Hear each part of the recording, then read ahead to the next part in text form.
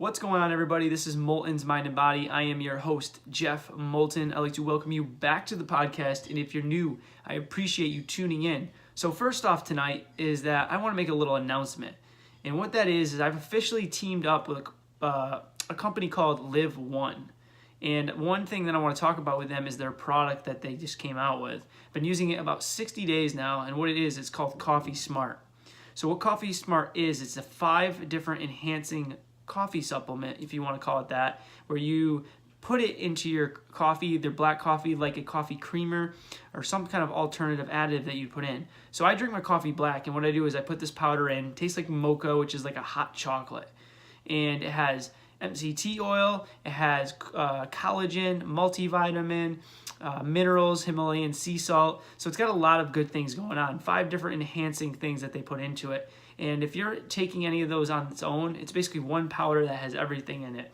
So if you're looking for joint health, anti-inflammatory purposes, collagen, so that joint, the skin, and everything like that, MCT oil, get that good fat. It's got so many things going on, but I just wanted to bring it up because it's something I've been using now for 60 days and highly believe in, and something that I've been doing individually taking. So it's kind of perfect for me. And I just drink coffee black, so the powder goes in, and it's basically like I'm drinking hot chocolate every morning. So definitely recommend checking them out. If you're interested, you can use MMB, 10% off. So just wanted to mention that. But what I want to do now is go into the topic of the day. And what that is a little bit different. And I just want to be straight up and forward for you guys. And I really want to talk about more or less just why you're not getting the results you are. And I had a conversation today and with someone, and it's been happening more and more often. And what they brought up is they wanted to build muscle. They wanted to do it, they didn't want to put a lot of body fat on. And that other day I had someone wanted to lose weight. And I just want to tell you straight up what I think you need to be doing to create these habits so you are successful. So you're not getting short-term results. You're not doing something that's only going to last a few days or a few weeks. And I want to create some habits for you that you can move forward with and hopefully continue the certain lifestyle for a long period of time. So no matter what the example is, whether you're trying to gain some muscles, lose some weight, whatever it may be, you have to know what you're eating, okay? You have to know how many calories you're eating. I'm not saying right now you need to know and track the rest of your life, but I need you to track your food. I need you to go on MyFitnessPal. I need to put your food in for 90 days, okay? I'm asking you to do that for 90 days. The reason being, it takes 21 days to make a habit and 90 days for a lifestyle change. I'm all for making habits, but I want something that you can do long term. Okay? After that 90 days, you're going to know how many calories you're eating to consume to maintain your body weight or build the muscle that you want or lose the weight that you're looking for. You're also going to be creating habits, and you're also going to know your portion control a lot more, okay? So now that you know portion control, how many calories you're eating, if you did go out to dinner or whatever you did, now you can make a good estimated guess what it's going to take to eat the calories that you want. But right now, I'm not just going to tell you to eat certain foods. I'm not going to just tell you to eat a cup of this or a half a cup of that. I'm going to tell you that you need to track your food and start creating habits in your life that make you successful, whether it's building muscle, losing weight, or whatever it may be.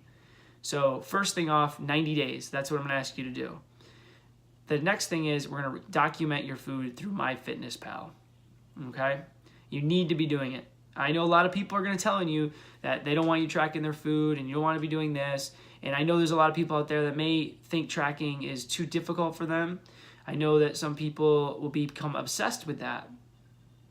And I understand that when I'm telling you this.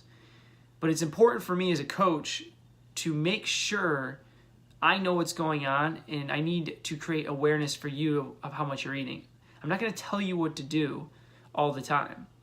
My goal is to teach you how to create a lifestyle that is sustainable for you. I'm always going to be here from accountability side of it, but I want you to be able to do this on your own when I'm not here. So that's why it's important for me to track your food. So next step is once you start tracking your food, I want you to track it for the first week. I want to weigh yourself. You can do it first day and last day or every day during the week. But my goal is to see how many calories you're eating for the week. If we have a good idea of your metabolic rate and metabolism and how much you're already eating, we'll pick a number. So that number could be 2,500, depending what your metabolic rate is and your exercise. We'll track your food for a week. Well, at the end of the week, we'll see if your weight changed. So you weigh in day 1 and day 7. If we do everyday weigh-ins for the first week, if you're comfortable with that, it's going to get an average weight. So if your weight didn't change from the beginning to the end of the week, it's about the same. So what we're going to do is we're going to keep that calorie marker for another week. And if your goal is to lose weight, we'll see if your weight changes. We're also going to change it if it's your goal is to gain weight and you don't gain weight. So it just depends what your goal is. So for that example, though, we're just going to say we're going to lose weight. So you're eating 2,500 calories and you lose a pound after the first week. We're going to keep that for another week. So you're tracking your food again.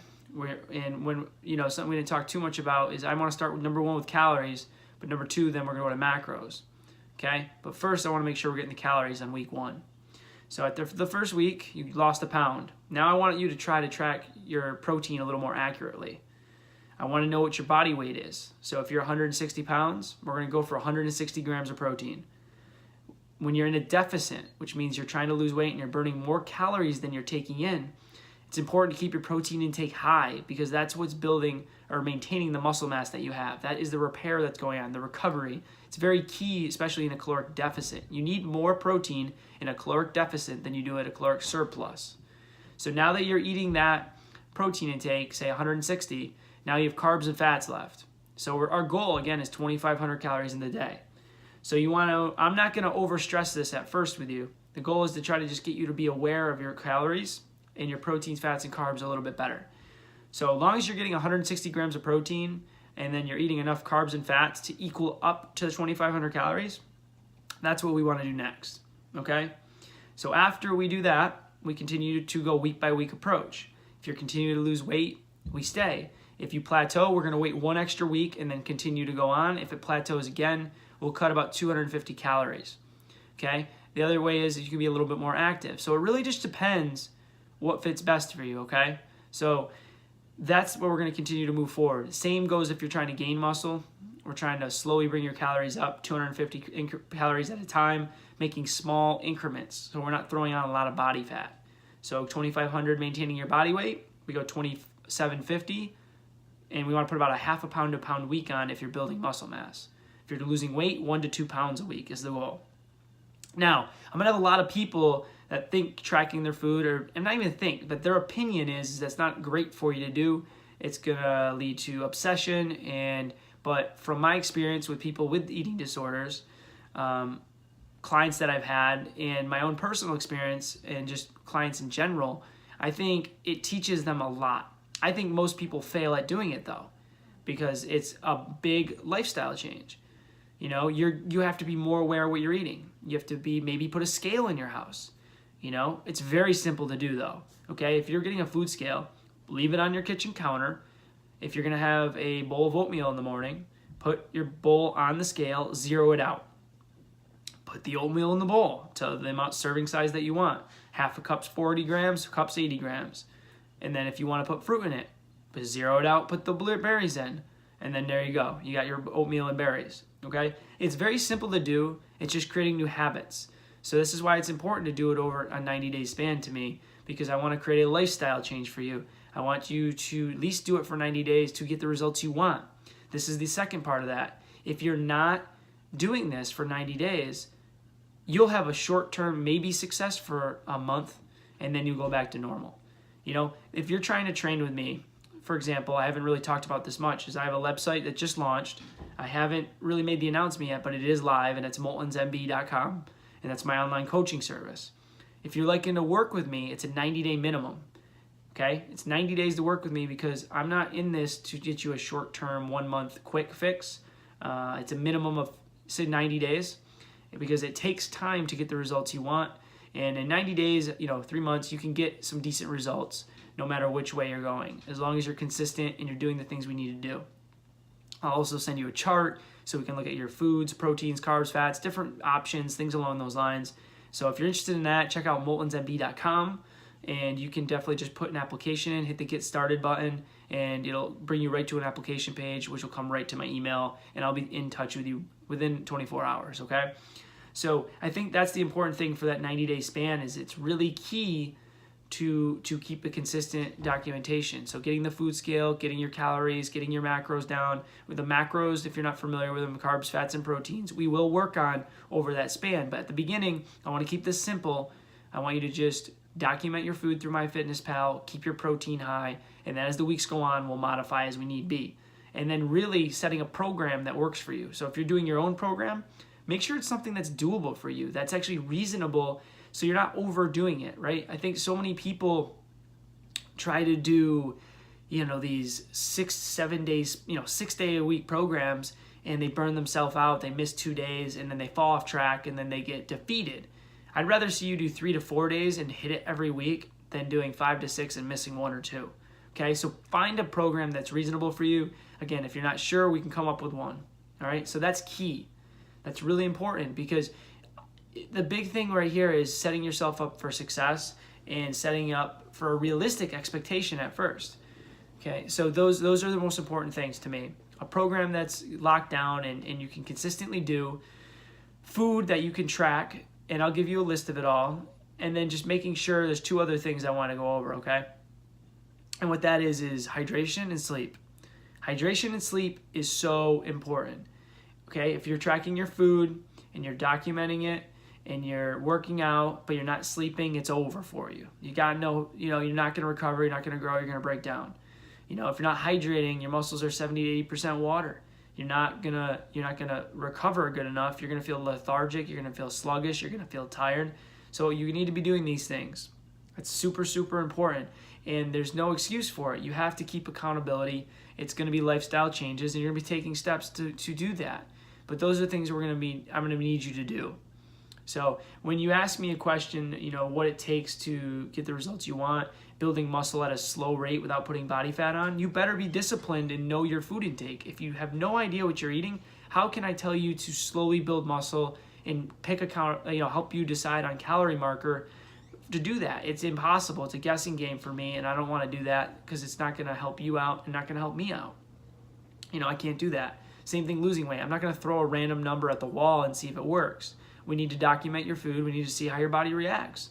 And we got to see your stress levels, your sleep levels, and all those things. Those are things that are important to do. This is about, now we're going to transition for a second, because this is where it gets controversial. There's a lot of people out there that think calorie in, calorie out doesn't work. Well, it does. I know there's a deep, deep sciencey part to it that things are, a little different when you have these issues or these issues, but for the majority of us, almost all of us, calorie in, calorie out is the way to be. It's what it is. It's thermodynamics. It's just how it works. The body, it's how it happens, okay? Simple as that. So now if the problem that I have with a lot of people is they're uneducated and they get caught up on fads. So they get the ketogenic diet, the paleo diet, the carnivore diet, the what do we got? What's the vegan diet? And it becomes very culty. Like, the cool thing now is, like, if you're vegan, if you're going keto, it turns into like a cult, and it drives me nuts. It's like CrossFit but for food. It's like you start bragging and telling everyone, yo, I'm vegan, bro. Yo, I'm going keto, bro. And like all of a sudden, like, that's your, like, what you're known as is you're the keto guy, or you're the vegan guy, or yo, I do carnivore, man. And it's like, and then what happens too is they lose a ton of weight doing these things. And it blows my fucking mind. It's crazy, because it's not the diet necessarily that's causing you to lose weight. It's because you're cutting out ridiculous amounts of calories while you're doing it, okay? If you go vegan, most of the time you're cutting out a lot of protein sources, you're eating less protein, you're eating different choices of food. It's hard to eat a lot of bad foods going vegan, so you're most likely cutting out a lot of calories out of your diet, so that's why you're losing weight. The idea that meat is causing all these issues is flawed. All the studies show that if you're eating organic or grass-fed beef, there's nothing wrong with that. Not the saturated fat, none of that. There's not a correlation to heart disease. The problem is the bad meats, so that's partially true, okay? If you're just getting a bunch of under quality, low quality processed meat with hormone, steroid added crap, yeah, that shit's garbage. but it's not the good meats. You can have good meats. So if you're going vegan to lose weight, you're flawed, you're wrong, you don't need to. If you're going vegan not eat meat because you think meat's bad, that's not true if you're getting good quality beef. But if you're going vegan for animal purposes, animal rights stuff, dude, that's cool. I'm pumped for you. My brother's a vegan. I have no problem with that. But don't get it twisted that it's a flaw in the system if you think that you're losing weight or just getting healthier by doing that. Okay? You don't need to do that. Also, ketogenic diet. Ketogenic diet, I've tried, I'm not a fan of. The reason I think it's impossible to eat 3,000 plus calories of just fat and protein. It just tastes bad. I'm eating ridiculous amounts of oils and fats. And also, my goal wasn't to go keto. I like carbohydrates. I work out. I think it's really beneficial to have them. Again, if you're going keto to lose weight, it's a flaw in the system. I think it's a flaw. If you have some issues or allergies or some issues with some type of carbohydrate, that's a whole nother issue. But losing weight, you want to know why you lose weight when you go keto? Number one, you drop a ton of water weight week one. By cutting all the carbohydrates out of your diet, you lose all your water weight. Okay? Water weight gone, depletes the glycogen, sugar's gone, and you lose a ton of water weight. Number two, kind of just said this, you cut all your carbs out, bro. There's no carbs. Carbs are calories. So you're probably cutting out like 600 to 1,000 calories in carbohydrates. So obviously you're going to lose weight because there's no way you're replenishing that in protein and fat unless you're making a serious effort to do it. I can tell you it's hard. It's really hard. So it's not going to happen like you think it is. You're losing weight because you're cutting calories. In ketogenic diets, very unsustainable. Very, very unsustainable. And unless you have a specific health reason to do it, to me it just doesn't make sense. It doesn't work. It's not successful with 99% of the clients that talked about it to do it. You don't need to do it. You can just have carbs, fats, and proteins and eat whole foods and fruits and vegetables and eat good fats and you lose weight if you know how many calories you're eating. Simple as that. And it's just portion controlling it. It's a simple concept, right? Carbs, fats, and proteins, you can use them, all of them, eat the good versions of all three at a certain calorie amount and track your food a little bit and you can lose weight or build muscle as often as you want and be in control of the entire situation. You won't build muscle forever. You can only lose so much weight. You can't just go crazy with it, but it's in your control and it's very simple. People want a quick fix. That's why juice cleanses are the coolest thing in the world now. That's why all these diets and cool things are going on because they think they're quick and easy. It's not. Okay? It's a basic, simple concept though. It drives me crazy. You need carbs, fats, and proteins. Do you need them to live? No. You can do keto and survive. The research doesn't show how long-term benefits it is. There's people who've been doing it for 15, 20 years, but there's still, for the majority of people, you'll be deficient in things. All right? So eating a well-balanced diet, don't overthink it. Okay? There's not an easy fix. There's not a simple fix. Eat the good fats, the good proteins, and the good carbs. Okay? If you Google it, if they're a meat, a dairy, or a fruit or a vegetable, go organic if you can. It makes a huge difference, okay? That's the big thing that I want to preach is the organic side of it. The amount of pesticides, hormones, and all this crap that is in our food is ridiculous. It's horrible. And it's causing inflammation in your gut, in your microbiome, in your energy levels, the way you digest it. It's all bad news, okay? There's links to cancer and all these other things. So you don't want to be putting this stuff into your body. Now this is where it'll be interesting, right? The only time I'd consider going vegan would be if I literally couldn't afford, which I don't think I'd go completely vegan. I'd still be more of a vegetarian or something. I need my eggs and all that, but if I couldn't afford anything organic, from what I know now, I would prefer to go vegan and then eat all processed meats and dairies and eggs because of just what I've seen, okay? The only time I consider it. And that's not because I want to lose weight. That's because I wouldn't want to eat the processed meats, vegetables, carbohydrates, and just everything that's processed out there that's not organic. The only thing I don't really get organic with is my oatmeals. I do my chia seeds organic. So a few different grains and pastas and things like that. Again, if you're eating I always preach to people that are trying to get healthier, to feel a little bit better, to have higher energy levels, to lose weight, to cut out as much of the processed garbage as you can. The more processed food you can cut out of your diet, the better you're going to feel physically, okay? You can lose weight eating crappy food, but you're not going to feel good doing it, so there's no point. Building muscle, you need to eat a lot of calories. It's hard to do that. It's hard to eat 3,500, 4,000 calories a day consistently. So my point with saying that is that's when you're going to probably eat pastas and things like along those lines, more processed foods, maybe some cereals, because you need to get calories in. So you're sacrificing, some food that isn't necessarily as, calorically or nutrient dense. They're more calorically dense, but you want to gain the weight. So it's a purpose. But realistically, the majority of people, fruits, vegetables, if you're going to do grains, whole grains, I'm actually not a big fan of it just because it sits hard on my stomach. I've noticed like high fiber foods, like the whole pasta, whole grain, the bread doesn't affect me, but I actually digest white rice a lot better than brown. So, but the majority of people, you need to be eating more whole foods, and I think that would clear up a lot of epidemics, obesity, chronic disease, and you don't need to do a diet to do that. Just eat better foods, try to go organic, cut out the pesticides and things along those lines, okay? So the long story short of everything we just talked about is if you can do anything to make a lifestyle change, start with your food, your sleep, and your hydration. But when you're ready to make a significant change in your life, document your food, document your workouts, and start making the changes to do the things you want to do and keeping yourself accountable to do those things. No more excuses. I don't want you complaining about what this person did to stop you from doing something. I don't want you blaming other people. I don't want you to say you don't have enough time. I don't want you to tell me you need to sleep more. I don't want you telling me you got a billion other things to do. You need to take accountability for yourself, and you need to accept the fact that it's on your shoulders to make a change and improve your life. And no one else is going to do that for you. So if I can ask you to do anything, start today and start improving your life.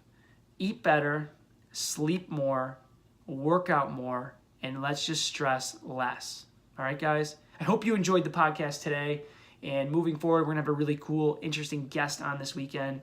So I look forward to doing that. But for the rest of the night, have a good one, and I will talk to you soon.